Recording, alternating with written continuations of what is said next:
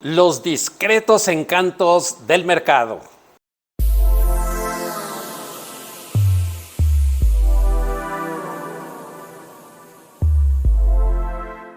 Todo el mundo vive una economía de mercado, aunque se digan capitalistas o socialistas. Ni Vladimir Putin cree más en el comunismo. Así es, en pleno conflicto con Occidente, como sabemos, eligió la economía de mercado. Tenía la oportunidad y el momento histórico de que ante el conflicto de Ucrania y su ruptura con Occidente y su intento de reconstruir la ex Unión Soviética, podría haber dicho: vamos a regresar a los antiguos héroes de los tiempos de Carlos Marx, vamos a volver a levantar las estatuas de Stalin, etcétera, etcétera. Pero, oh sorpresa, no hizo nada de ello.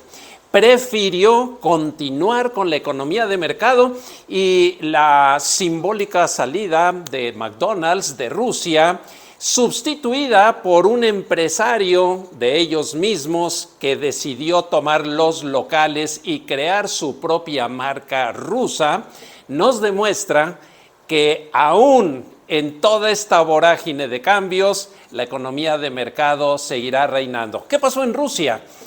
En 1917, cuando la revolución bolchevique, el comunismo tuvo su nacimiento históricamente y durante décadas parecía ser el sistema dominante no solamente en ese país, sino en todos los que buscaba llegar a gobernar o influir.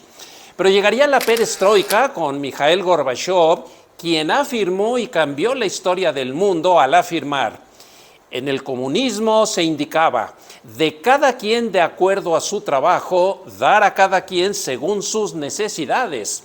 Pero ahora en esta perestroika o reestructuración se cambia a de cada quien de acuerdo a sus necesidades, dar a cada quien de acuerdo a la productividad de su trabajo. Vamos a traducir esto un poquito en terreno latinoamericano. Veamos a Venezuela tras 20 años de socialismo y Panamá tras 20 años de capitalismo. Vean ustedes el descenso en la imagen de las ciudades venezolanas y el surgimiento del esplendor panameño. Veamos en Europa qué ocurrió. Polonia tras 60 años de comunismo, haciendo colas para todo. ¿Y cómo está ahora después de 30 años de libre mercado? Pues bien, traducido en el bolsillo, en lo que como seres humanos llegamos a padecer, Venezuela ha tenido que llegar a pagar un rollo de papel de baño con una inflación del 10 millones%. En 7 años se acabó el abasto en Venezuela y el producto per cápita cayó de $11,540 a menos de 3,300. Es decir, el ingreso de los venezolanos perdió 3/4 partes de su valor. Aquí notamos que la entrada del socialismo se transforma en un desarrollo de pobreza y miseria generalizada. Vayámonos a Corea y recordemos lo que sucedió después de 1945. Corea del Norte impuso el comunismo y Corea del Sur eligió el capitalismo. La pobreza y el totalitarismo en el norte contra la riqueza, el desarrollo y la prosperidad en el sur. En Singapur, tras 40 años de capitalismo, veamos el esplendor de cómo este pequeño estado que se separó de Malasia se transformaría en la envidia de todos sus vecinos. ¿Y cómo está Cuba tras 60 años de comunismo? Comparaciones dolorosas, pero que nos ilustran el tema que pretendemos introducir. Ahora, no hablemos de un comunismo, un socialismo en una forma extrema. Hablemos de un país intermedio, como sería el Perú, donde un gran economista, como lo es Hernando de Soto, nos da una comparación impresionante. Para abrir un taller de costura en Perú, tienes que hacer 9 meses de trámites. En Tampa, Florida, en los Estados Unidos, en un día lo consigues. ¿Qué significa esto? Encontramos que la tramitología complicada no solamente es fuente de corrupción, de ineficiencia y de pobreza, sino que es la antesala del socialismo, porque los países prósperos buscan la eficiencia como uno de sus máximos valores. Ahora vayámonos al cono sur. Oh, sorpresa, Argentina, pocos lo saben, en 1895, es decir, a fines del siglo XIX, era la primera potencia del mundo, aún por arriba de los Estados Unidos. Lo superaba en Producto Interno Bruto. Los europeos preferían ir a vivir a ese país.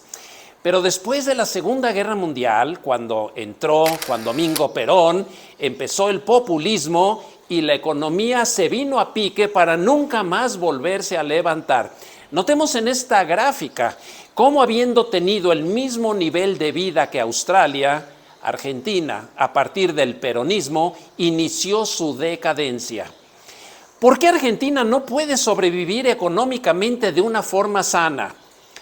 Porque 8 millones de individuos productivos tienen que mantener a 20 millones de subsidiados. Estos últimos jamás aceptarán renunciar a ese estatus. Son mayoría, siempre ganarán las elecciones. Por ello, el sistema productivo está rebasado y sofocado. Según The Economist Unit, que elaboró la lista de los países más miserables del mundo, le otorgó los 2 primeros sitios a Venezuela y Argentina. ¿Qué tienen en común los dos? Pues que todos los jóvenes con proyectos y sueños para su futuro, lo primero que desean es irse de ahí para buscar una vida mejor. Qué triste que un país que predica, que ha buscado el beneficio de toda la sociedad, tenga como resultado que los verdaderos pensantes, talentos, gentes verdaderamente con agallas para emprender, piensen en irse de ese país. Vamos a tratar de centrar un poco más el tema. El camino al infierno está pavimentado de buenas intenciones. Vamos a analizar el ciclo fatal del socialismo. Este inicia cuando un gobierno decide aumentar el gasto público de forma desmedida. Es decir, con un sueño faraónico, un proyecto para deslumbrar a las masas que hace que se excedan en los números. Esto genera que se tengan que elevar los impuestos y que se tenga que aumentar la persecución fiscal. Más tarde vendrán las estatizaciones, es decir, cuando el gobierno empieza a tomar posesión de áreas de la economía que antes estaban dedicados a la iniciativa privada. Entonces los gobiernos responden haciendo emisión monetaria, es decir, imprimiendo más billetes, lo cual genera inflación. Entonces tendrán que aparecer regulaciones y trabas que solo traen más inflaciones. Y entonces aparecen planes de choque de restricciones monetarias, controles de cambios, ya no puedes encontrar dólares, vas al cajero automático y solamente te dan un poquito del saldo que tienes ahí adentro. Nunca más vuelves a ver la totalidad de tus ahorros en ningún banco. El pueblo entonces no lo soporta y llega el estado policial, la represión. El gobierno decreta precios máximos porque la inflación está tan desatada que el gobierno por decreto tiene que poner topes y esto empieza a sofocar y a matar a las empresas e incluso se penaliza a las empresas que ya no puedan proveer a la sociedad. Llega la escasez y el desabasto, aparecen más protestas del pueblo, el gobierno lanza más represión, aparece la miseria generalizada. Y entonces, tristemente, inicia el segundo round con nuevos aumentos del gasto público y así sucesivamente. Cuando un país entra en este ciclo fatal, difícilmente vuelve a salir. No es un asunto de años, es un problema de décadas. Por ello, regresando a Venezuela, encontramos que la hamburguesa más cara del mundo se registró en ese país y llegó a costar 30 millones de bolívares. La gente tenía que pagar las hamburguesas con verdaderos sacos de dinero. Esto equivalía apenas a $8.35, lo cual parece ridículo, contra los $5.65 que costaría en Estados Unidos. Por ello, mientras en el capitalismo los panes hacen fila para ser adquiridos por la persona en las charolas, en el comunismo, al revés, las personas tienen que hacer fila por el pan.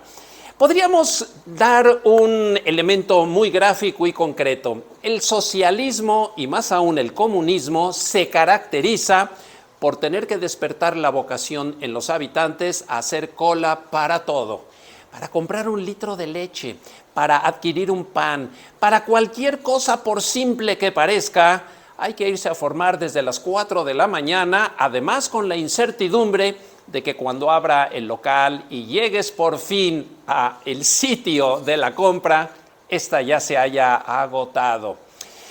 La tramitología ineficiente es uno de los principales motivos de corrupción y en eso México no está muy bien. El número de horas promedio requeridas por trámite por país, tan solo Colombia, Perú y Bolivia estarían peor que nosotros. Y, contraste, Chile y Costa Rica, los mejores, los más eficientes en Latinoamérica.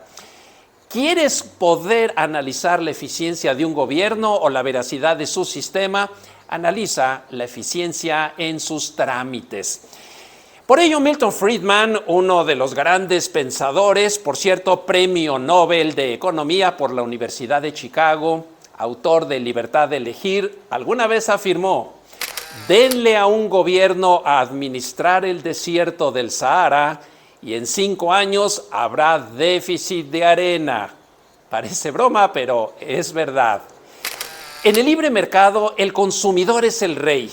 Los monopolios públicos o privados son el mayor enemigo del mercado. La mejor forma de que los precios bajen es fomentando a la libre competencia. Esto es lo que afirmaba Ludwig von Mises y agrega: los monopolios no surgen por una tendencia innata del mercado, sino por la intromisión del gobierno en contra del mercado libre y siempre terminan destruyéndolo. Ya por ello, Winston Churchill, desde los tiempos posteriores a la Segunda Guerra Mundial, que veía esta macrotendencia del socialismo extenderse por el planeta, decía: el socialismo es un deslumbrante sistema político que parece funcionar hasta que se acaba el dinero de los demás. Por su lado, Karl Popper, uno de nuestros autores favoritos, recordarán, el autor de La Sociedad Abierta y sus enemigos, indicaba: aquellos caudillos que nos prometieron los paraísos económicos en la tierra no produjeron nada sino verdaderos infiernos, cataclismos y destrucciones de la riqueza. En Francia, André Maurois, con un poco de sentido del humor, decía: un joven de menos de 25 años que no sea socialista no tiene corazón, pero un hombre de más de 25 años que siga siendo socialista no tiene cerebro. Tal vez, inspirado en este pensador, Vladimir Putin, en alguna de sus conferencias que él daba en el Kremlin, alguien le preguntó que si volvería a instaurar el socialismo en Rusia, y él decía que no. Y le contestó: como usted veo que es joven, le quiero decir algo. Los jóvenes que no extrañan nostálgicamente el socialismo de la Unión Soviética no merecen ser rusos, pero los jóvenes que desean volver a instaurar el socialismo en Rusia no tienen cerebro. Así que notamos el eco de lo que André Maurois decía, a lo que Vladimir Putin tal vez se fusiló cuando expresó por primera vez su rechazo al comunismo para traerlo de vuelta. Bueno, Friedrich von Hayek, autor de Camino a la Certidumbre, decía que un país donde se anteponga el concepto de igualdad sobre la libertad terminará anulando a las dos. Lo voy a explicar o lo voy a repetir. Cuando anteponemos el concepto de igualdad fanáticamente como algo más importante que la libertad, terminamos sin ninguno de los dos. En resumen, el socialismo sirve al envidioso contemporáneo para lo mismo que la hechicería le servía en las culturas primitivas. La envidia está en su esencia. Por ello, Friedrich Nietzsche, gran pensador alemán, resumía todo esto como gran filósofo en un solo concepto. El socialismo es envidia instituida. Pero ahora hablemos del lado positivo. Dejemos atrás el debate filosófico y el alegato político-económico. Vamos a ver realidades de nuestros días y, por cierto, muy positivas. ¿Qué sucede o qué ha pasado con las naciones que, habiendo sido fanáticamente comunistas, descubrieron las ventajas del libre mercado? Érase que se era una brillante época que consiguió que 700 millones de personas salieran de la pobreza extrema en menos de 30 años. Estamos hablando del milagro económico chino. Es verdad que tienen un partido comunista en el poder, sabemos que hay muchos candados dentro de su sistema político, pero lo que no cabe duda es que el concepto de una nación, dos sistemas, que ellos idearon en los años 80, buscó, al igual que el yin-yang, combinar lo que era el control del Partido Comunista con la economía de mercado. Bueno, pues la nueva clase más grande del mundo hoy vive y crece en la India gracias también a la economía de mercado. Fíjense nada más, las dos naciones más pobladas del mundo, como es China y la India, una saliendo del comunismo extremo y la otra del socialismo moderado desde los tiempos de Nehru y de Mahatma Gandhi, ahora en economía de mercado se han convertido en las fábricas del mundo y la clase media ha surgido con una fuerza impresionante. Aquí tenemos otro hallazgo aún más sorprendente. La clase media disminuirá en el mundo, eso lo estamos notando, porque están envejecidos nuestros sistemas, pero mientras tanto crece exponencialmente en Asia-Pacífico. Bueno, todos los teóricos de la economía se hacen una pregunta. ¿Para disminuir la pobreza debe de aumentar la desigualdad? La respuesta es sí. El coeficiente Gini de China, que es una institución muy seria, registró, escuchen esto, una señal de la creciente desigualdad tomada de la mano de una gigantesca reducción de la pobreza de China conforme liberó sus mercados. Vamos a decirlo de otra manera. No debemos temer a la desigualdad, pues nadie ha muerto por ella. Debemos de preocuparnos de la pobreza generando a la riqueza. Si deseamos acabar con la desigualdad y al mismo tiempo generar riqueza, vamos a fracasar. Hoy en China tenemos la generación más grande de multimillonarios del mundo, aún por arriba de los Estados Unidos. Pero al mismo tiempo, todas esas enormes fortunas han sacado de la pobreza a cientos de millones de chinos. Por eso en nuestro país, cuando se habla de nuestros multimillonarios, deberíamos de preocuparnos no por tener 27, sino porque tenemos muy pocos, como lo veremos en futuros análisis. Deberíamos de anhelar no tener un Carlos Slim, sino tener una docena de Carlos Slim, si cada uno de ellos es capaz de crearnos 300,000 empleos bien pagados.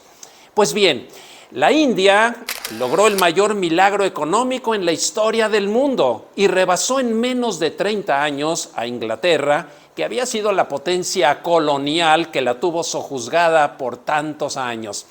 En Producto Interno Bruto, la logró rebasar sacando de la pobreza a más de 500 millones de seres humanos, creando la clase media más grande del mundo democrático. Lo voy a decir de otra forma. Ni en los Estados Unidos hay una clase media tan grande y desarrollada como en la India. Y cada uno de esos 500 millones de hindús tienen más dinero en la bolsa que tú o que yo. Es verdad que hay otros 700 millones de pobres, pero optimismo o pesimismo, vaso medio lleno, vaso medio vacío.